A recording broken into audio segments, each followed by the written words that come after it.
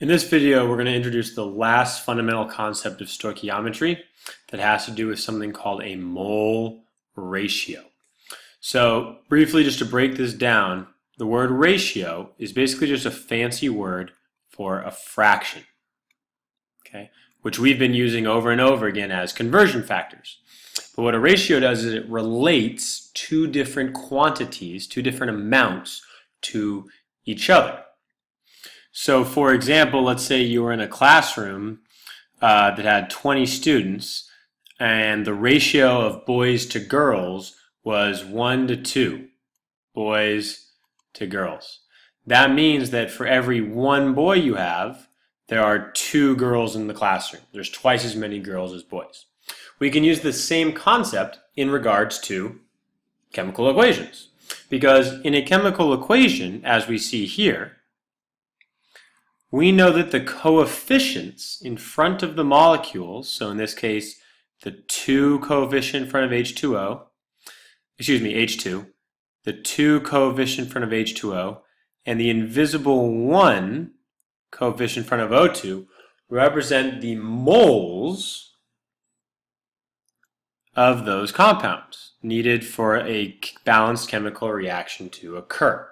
So what this is saying, in other words, is if you have 2 moles of hydrogen and 1 mole of oxygen react, you will make 2 moles of water. So we can write mole ratios, essentially fractions, for these for this equation. So let's say we wanted to relate the amount of hydrogen and oxygen to each other in this reaction. So according to the equation, for every 2 moles of H2 that are reacted, you also need 1 mole of O2. So there's a mole ratio that's relating hydrogen and oxygen. We could also write the reciprocal of this. 1 mole of O2 is the same thing as 2 moles of H2, according to this equation.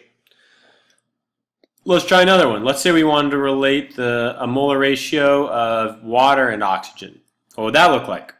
Well, we could say for water, 2 moles are needed to react, so 2 moles of H2O react with 1 mole of O2.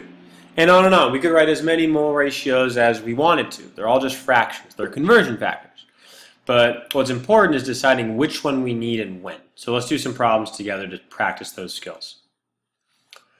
So there's 3 questions that are going to follow I'm going to walk through, and they all are based on this equation at the top. Question 1 says, write 3 mole ratios from the balanced chemical equation above.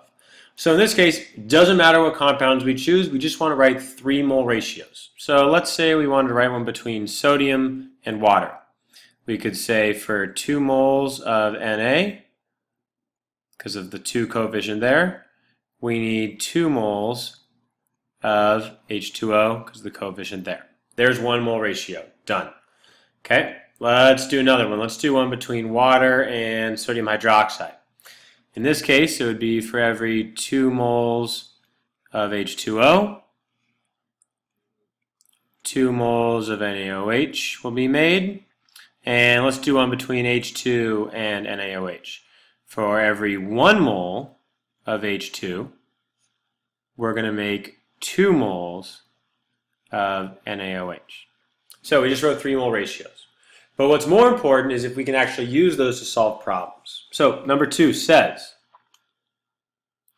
using the equation above, if 4 moles of sodium react with excess water, how many moles of NaOH will be made? Okay, so a quick refresher. This word excess, you should make a quick note of that.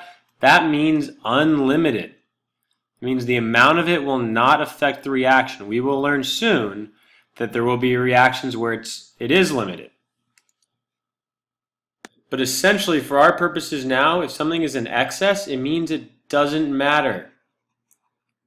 The amount of water is not going to affect this reaction because we have unlimited amounts of it. So all we need to focus on is the moles of Na. So I have 4 moles of sodium, Na. And I want to figure out how many moles of NaOH will be made. So in order to do this, I don't need the molar mass, I don't need Avogadro's number, I need a ratio that's going to relate the moles of one compound, Na, to another compound, NaOH. Well, what do I need to have in the denominator? I need moles of Na, so that it will cancel out with the moles of Na up here. How many moles of Na? It's not going to be 1. This is where you need to look at the equation. 2 moles of Na. Okay, what am I trying to convert to? Moles of NaOH. So in the numerator, I need moles of NaOH. How many? 2 from the balanced equation. So, thing to remember, anytime you have moles on top of moles, a mole ratio, anytime you're converting between 2 different compounds, you need to look at a balanced chemical equation. So 4 times 2 divided by 2, that's going to give me 4 moles of NaOH will be produced. And if you just think about this conceptually, we're saying in the equation, if you have 2 moles of Na, you'll make 2 moles of NaOH. Now we have 4 moles. We have twice as much starting material. So we should make twice as much product, which is what happened. Okay, number 3. Same thing. If you have 8 moles of H2O with excess Na, meaning it doesn't matter, how many moles of NaOH will be made?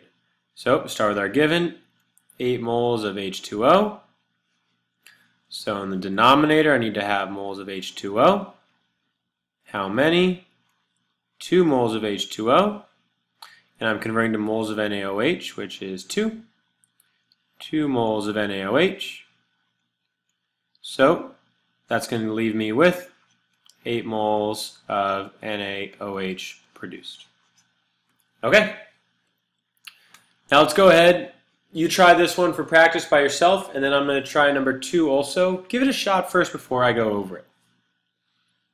So for number 1, we have 3 moles of magnesium reacting with excess O2. How many moles of MgO? So 3 moles of Mg. So in the denominator, I need 2 moles of Mg from the balanced equation, and I need 2 moles of MgO. So that's going to give me 3 moles of MgO produced. Now number 2 is asking us to do something similar, except the problem is instead saying if we have 4 moles of Mg with excess O2, what mass of MgO will be produced? So this is kind of where you need to start being an analytical thinker. We got to use all of our knowledge of conversions to figure out to use them in the right way depending on what the problem is asking for. So here, since we're asking for mass, I'm going to start with moles of magnesium. I need to convert first to moles of MgO because it's a different compound. So I'm going to do that in the same way as I did before because I have 2 moles of each. But I'm not done now because now the problem is asking me to convert to mass. So I need to do one more step. I need to go 1 mole of MgO to the grams of MgO. Remember, molar mass is always 1 mole. Well, how many grams of MgO? Check your periodic table. It's about 40. There's my conversion. So I'm going to be left with 4 times 2 times 40 divided by 2, or these 2's cancel, to leave me with about 160 grams of MgO. Boom! That's the last fundamental skill. We'll start putting it all together and move on to advanced concepts next.